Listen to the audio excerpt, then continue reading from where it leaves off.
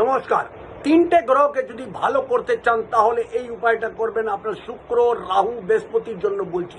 Number one, রাহুর জন্য আপনার যদি ইলেকট্রিক মিস্ত্রি যদি আপনার বাড়িতে কাজ করছে বা তার চেনাশোনা আছে, আপনি সর্বদা তাকে খুশি রাখার চেষ্টা করবেন, তাদের কিছু না কিছু হেল্প করতে থাকবেন, তাহলে আপনার রাহু গ্রহ অত্যন্ত ভালো হবেই হবে।